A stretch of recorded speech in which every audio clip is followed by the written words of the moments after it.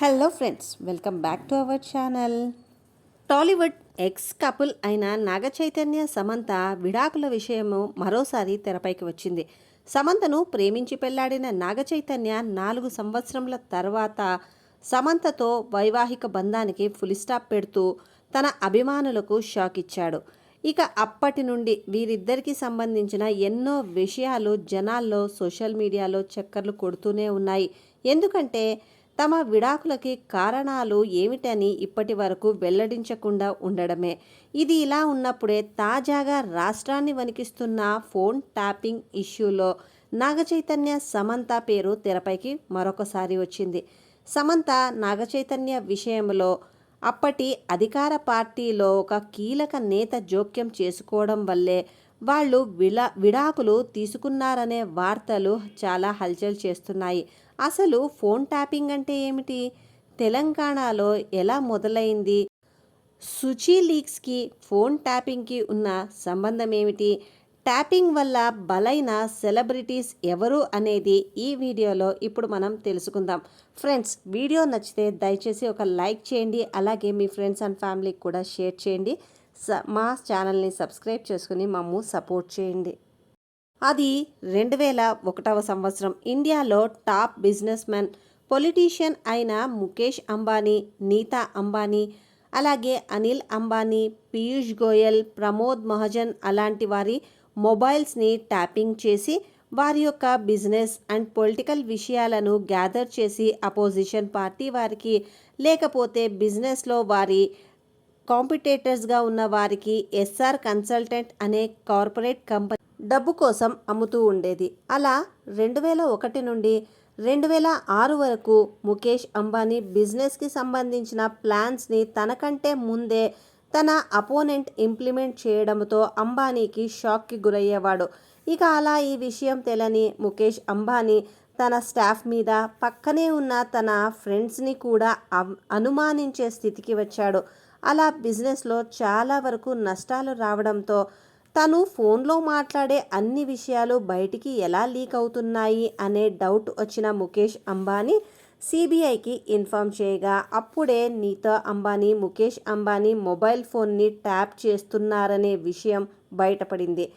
ఇక ఈ phone tapping విషయం 2006లో హడావుడి చేసి ఆ తరువాత అది కోర్టులో కేసు వేయగా ఇన్వెస్టిగేషన్ని స్టార్ట్ చేసిన సిబిఐ వారికి ఎస్ఆర్ కన్సల్టెంట్ కార్పొరేషన్ వారు union minister, chief ministers phones కూడా ట్యాప్ చేస్తున్నట్లు తెలిసి కోర్టులో వారిని విచారించేందుకు కేసు వేయడం కూడా జరిగింది.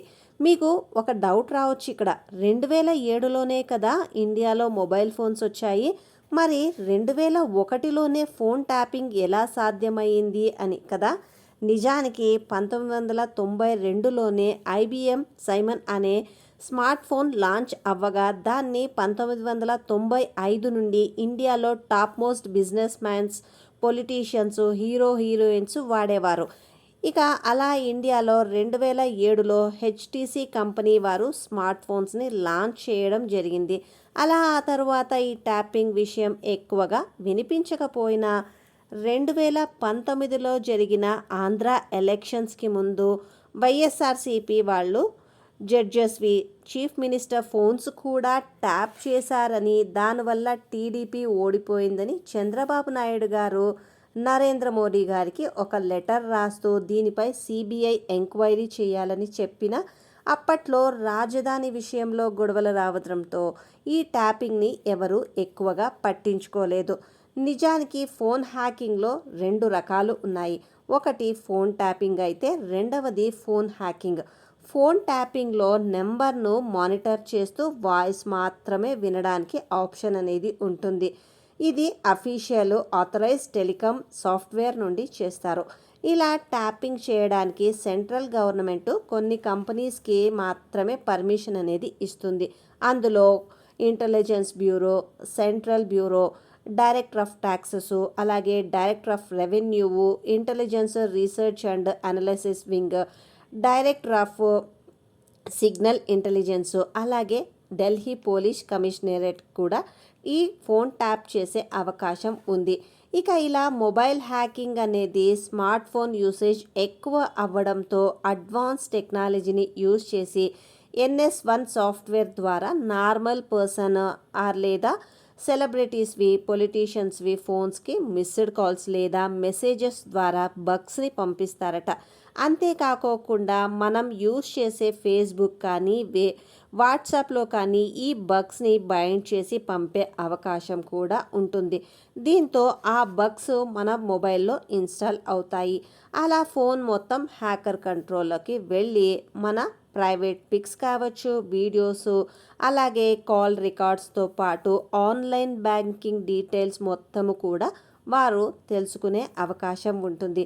ఇక అలా ఆ హ్యాకర్ ఆ ఫొటోస్ని వీడియోస్ని ద్వారా వాళ్ళని బ్లాక్మెయిల్ చేయడమో లేక మన సీక్రెట్స్ తెలుసుకునేకు ఇంట్రెస్ట్గా ఉన్న వారికి డబ్బు కోసము అమ్మడం లాంటివో చేస్తూ ఉంటారు.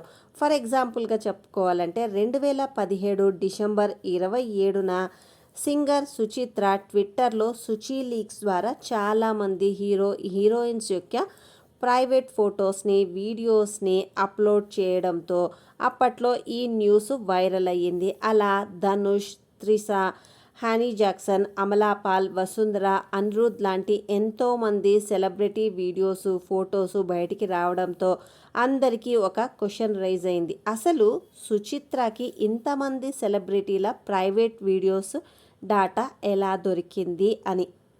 నిజానికి సుచిత్ర చెప్పుకొచ్చినట్టు ఒక పార్టీలో ధనుష్, అనిరుద్ ఎక్కువగా మద్యం తాగించి సుచిత్రని లైంగికంగా వాడుకొని దాన్ని వీడియోగా రికార్డ్ చేసి ఈమెను తరచుగా బ్లాక్మెయిల్ చేస్తూ ఉండడంతో ఒక స్టేజ్లో బర్స్ట్ అయిన సుచిత్ర ఇండస్ట్రీలో జరిగే విషయాలన్నీ జనాలకి తెలియజేయాలని, తనకు జరిగిన అన్యాయాన్ని చెప్పాలని డిసైడ్ అయ్యి ఇలా ఫోన్ హ్యాక్ చేసేవారి ద్వారా తనకి కావాల్సిన ఫొటోస్ని వీడియోస్ని అలాగే చాట్స్ని తీసుకొని దాన్ని ట్విట్టర్ ద్వారా రిలీజ్ చేసి తనకు జరిగిన అన్యాయం గురించి చెప్పడం జరిగింది. ఇక అలా ఈ సుచి లీక్స్ ద్వారా సెలబ్రిటీస్పై జనాల్లో చాలా వరకు నెగిటివిటీ రావడంతో అందరూ కలిసి సుచిత్రకు పిచ్చి పట్టిందని, ఆమె మానసిక స్థితి బాగోలేదని, అందుకే పిచ్చి పిచ్చిగా ఫొటోస్ని అప్లోడ్ చేస్తోందని సుచిత్రని ఇండస్ట్రీ నుంచి దూరం పెట్టడం జరిగింది. ఇక ఆమె భర్త కూడా అందరి మాటలు విని సుచిత్రకు విడాకులు ఇవ్వడం చాలా బాధాకరమనే చెప్పొచ్చు. ఇదిలా ఉంటే కర్ణాటక బీజేపీ ఎంపీ అయిన రేణుకా ఆచార్య మరియు నర్స్ జయలక్ష్మి ప్రైవేట్ వీడియోస్ని లీక్ చేయడంతో అప్పట్లో ఇతని పదవికి రాజీనామా చేసే పరిస్థితికి కూడా వచ్చాడు. అంతేకాకోకుండా కాంగ్రెస్ నేత దిగ్విజయ్ సింగ్ యాంకర్ అమృతా రాయ్తో ఉన్న ఫొటోసు వీడియోసు బయటికి వచ్చి హల్చల్ అవ్వడంతో తన భార్యకు విడాకులు ఇవ్వడమే కాకోకుండా రాజకీయ భవిష్యత్తు కోసం వేరే దారి లేక యాంకర్ అమృతా రాయ్ని పెళ్లి చేసుకోవాల్సిన పరిస్థితికి వచ్చాడు. ఇది మాత్రమే కాకుండా అప్పట్లో కర్ణాటక సీఎంగా ఉన్న కుమారస్వామి ఫోన్ని కూడా హ్యాక్ చేసి అందులో హీరోయిన్ రాధికతో క్లోజ్గా ఉన్న పిక్స్ని ఆన్లైన్లో లీక్ చేసి తన పొలిటికల్ కెరియర్ని నాశనం చేయాలనుకున్నారు. కానీ ఎప్పుడైతే ఈ న్యూస్ మీడియాలో వైరల్ అయ్యిందో జనాల నుండి నెగిటివిటీ వస్తుందని తెలుసుకున్న కుమారస్వామి తను రాధికని రెండవ పెళ్లి చేసుకున్నాడని, ఆమె తన భార్య అని, ఆ ఫొటోస్లో ఎలాంటి తప్పు లేదని చెప్పడంతో ఈ విషయం అక్కడికక్కడే సద్దుమణిగిపోయింది. ఇక ఇది మాత్రమే కాకోకుండా కాన్మెన్గా పేరు పొందిన సుకేష్ చంద్రశేఖర్ చాలామంది హీరోయిన్స్తో అఫేర్స్ నడిపిస్తూ వారితో క్లోజ్గా ఉన్న ఫొటోస్ని కూడా తీసుకోవడం జరిగింది. ఇక ఆమ్ ఆద్మీ పార్టీ వారు సుకేష్ని కవితకు లిక్కర్ లైసెన్స్ డబ్బుని అందచేయమనగా అందుకు సుకేష్ నిరాకరించడంతో అతనికి బుద్ధి చెప్పాలని సుకేష్, జాక్వలిన్, నోరాఫత్, చాహత్ ఖాన్, నిఖితంబోలి లాంటి హీరోయిన్స్తో క్లోజ్గా ఉన్న ఫొటోస్ని వీడియోస్ని చాట్స్ని కూడా లీక్ చేయడంతో ఇక సుకేష్ అటు హీరోయిన్స్ ఆ రాజకీయ నాయకులు చెప్పినట్లు వినాల్సిన పరిస్థితి వచ్చింది. ఇది ఇలా ఉంటే రాజకీయ నాయకులు బిజినెస్ మ్యాన్లు హీరోయిన్స్ని గ్లామరస్ డాల్స్గా ట్రీట్ చేస్తూ ఉంటారు. అలా most of the heroines, female ఆర్టిస్టులు డబ్బుల కోసం వారిని సపోర్ట్ చేయడానికి సిద్ధపడుతూ ఉంటారు. మరికొంతమంది అందుకు ఒప్పుకోకపోతే వారి ఫోన్లని హ్యాక్ చేపించడమో లేక వేరే వారి ద్వారా వారు ఉంటున్న హోటల్ రూమ్స్లో కెమెరాలను పెట్టించి వారి ప్రైవేట్ ఫొటోస్ని, వీడియోస్ని లీక్ చేసి పరువు తీస్తారు. ఇక ఇదే కోవలో కరీనా కపూర్, షాహిద్ కపూర్తో క్లోజ్గా ఉన్న video, Riyama Sen, Asmit Patel nude video, Mallika Sherawat video, Sohali Khan massage centre video, Trisha private videos లాగా రాధికా ఆప్టే, మోనా సింగ్, ప్రీతి జింతా, సోనాక్షి సిన్హా లాంటి వారి చాలామంది ఉన్నారనే చెప్పొచ్చు. ఇక అలా అప్పటి వరకు చాలామంది సెలబ్రిటీల ఫొటోసు, వీడియోసు లీక్ అయినా జనాలు కొద్ది రోజు మాట్లాడుకొని ఆ తర్వాత మర్చిపోయేవారు.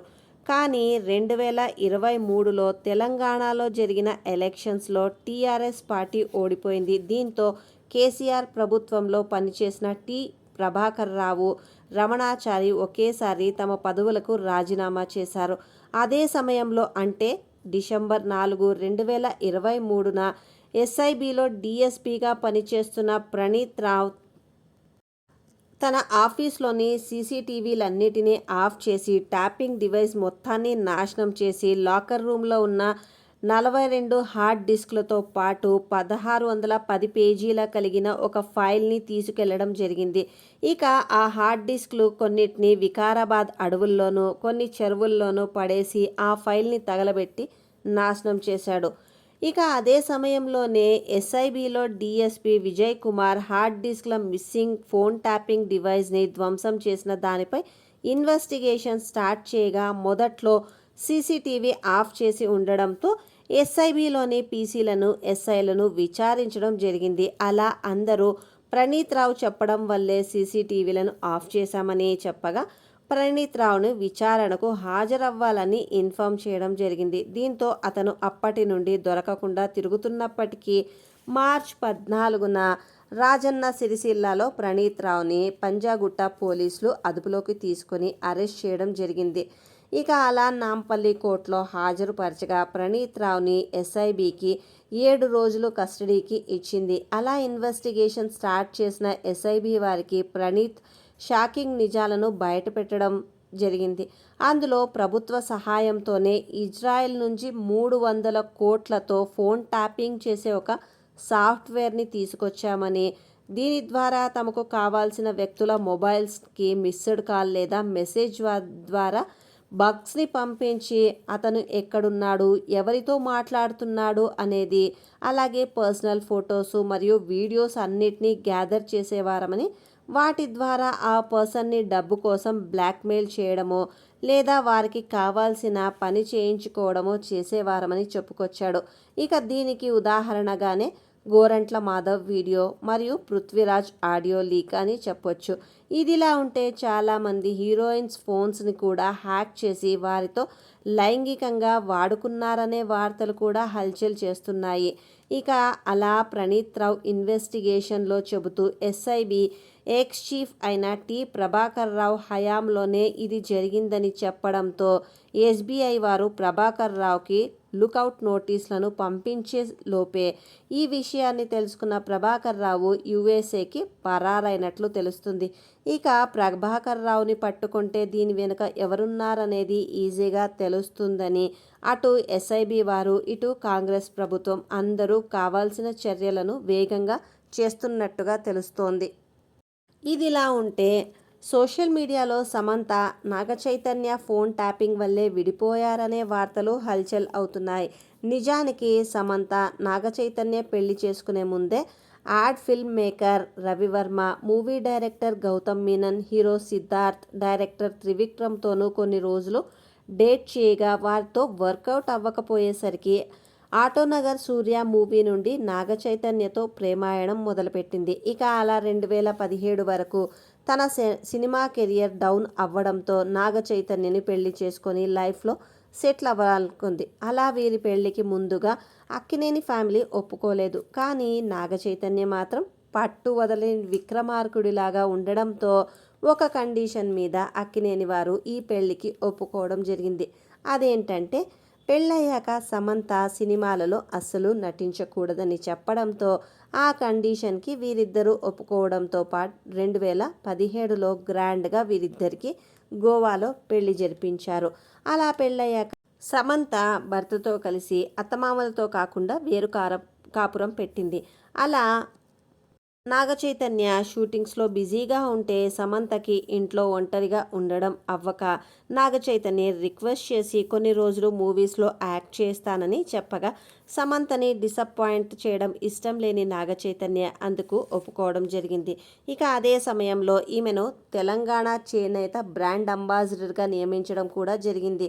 దీంతో పెళ్లికి ముందు పద్ధతిగా నటించిన సమంత పెళ్లి తర్వాత రెచ్చిపోయి super deluxe, family man 2, Pushpa మూవీల్లో ఐటమ్ సాంగ్స్ చేయడంతో అక్కినేని ఫ్యామిలీ సమంతని ఇకపై సినిమాల్లో నటించకూడదని, అమలా కూడా ఒకప్పుడు నీకంటే పెద్ద స్టార్ హీరోయిన్గా ఉన్నప్పటికీ కూడా పెళ్ళయ్యాక ఇండస్ట్రీకి ఫుల్ స్టాప్ పెట్టిందని చెప్పడం జరిగింది. కానీ అదే సమయంలో సమంతకి హిందీ, తమిళ్, మలయాళం నుండి బ్యాక్ టు బ్యాక్ ఆఫర్స్ రావడంతో వీరి మాటల్ని ఆమె అప్పుడు లెక్క చేయలేదు.